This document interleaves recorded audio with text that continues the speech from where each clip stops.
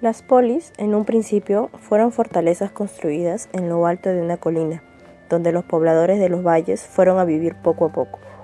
Fueron ciudades independientes que contaban con un gobierno y leyes propias, pero que formaban parte de una misma civilización. En la mayoría de ellas se respetaba a cada ciudadano por igual. Por eso se dice que en la antigua Grecia los hombres eran libres. Para los griegos, las polis eran el ámbito ideal para la convivencia y el desarrollo de una vida civilizada. Las polis surgieron hace más de 2500 años en Grecia y se ubicaron en las costas del mar Mediterráneo. Podían llegar a expandirse hasta los 90 kilómetros cuadrados y contar con hasta 5000 habitantes. Sus características. Las polis se caracterizaban básicamente en 3 elementos. Religión. Se destacaban por tener un dios que era su patrón y el que cuidaba principalmente a toda la ciudad. A pesar de que a veces los dioses se compartían entre polis, se ofrecían fiestas y sacrificios durante algunos días del año. Política. Practicaban la soberanía, es decir, la autoridad recaía en el pueblo. Aunque la población no realizaba un ejercicio directo de la misma, se delegaban dichos poderes en sus representantes. Con respecto a la política, se puede decir que las polis tuvieron un desarrollo en sus etapas de gobierno parecidos.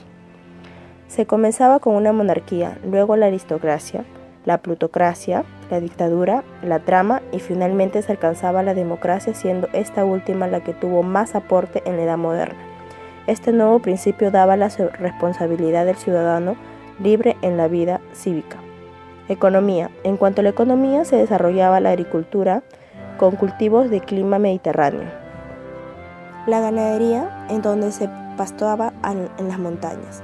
La artesanía, que consistía en la mano de obra libre o esclava dentro de talleres, y por último el comercio, actividad que principalmente ejercía mediante el mar Mediterráneo, donde las polis intercambiaban recursos que les era difícil de producir.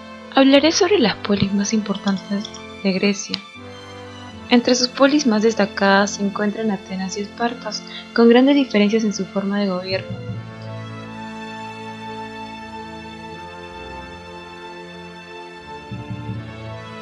Atenas era una democracia, sociedad democrática, desarrollo de la cultura y las artes, se fomenta la libertad individual, educación privada y no eran educados para la guerra. En cambio, Esparta se orientaron hacia lo militar, era una sociedad militarista, no se fomentaba la cultura ni las artes, no había libertad individual, la educación estaba en manos del Estado, hombres y mujeres eran hábiles con las armas. Atenas fue la cuna de la política. En su historia tenemos que Atenas era la ciudad-estado más importante en la historia de la antigua Grecia. Controlaba los mares y un buen número de colonias en el extranjero. Muchas ciudades le pagaban tributo para recibir protección y obtener ventajas comerciales. Sus pobladores fueron de gran influencia y sentaron las bases de una forma de gobierno que fue la democracia. La villa en Atenas, ubicada cerca del mar Mediterráneo, fue edificada sobre una colina, ideal para su defensa. Sus tierras son poco fértiles y por ello sus actividades se basaron en el comercio marítimo.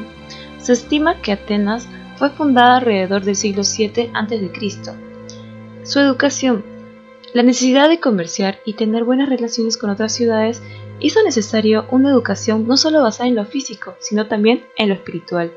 Los niños aprendían a escribir, a hacer música y conocer la historia de sus antepasados.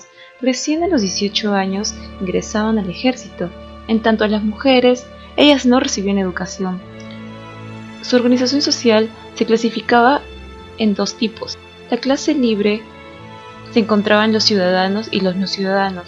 Los ciudadanos eran hombres libres mayores de 18 años y descendientes de los fundadores de la ciudad.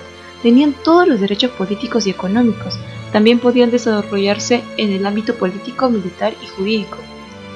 Los no ciudadanos, hombres libres pero sin derecho a la ciudadanía y dedicados al comercio y la industria. Estos eran extranjeros y se les llamaba metecos.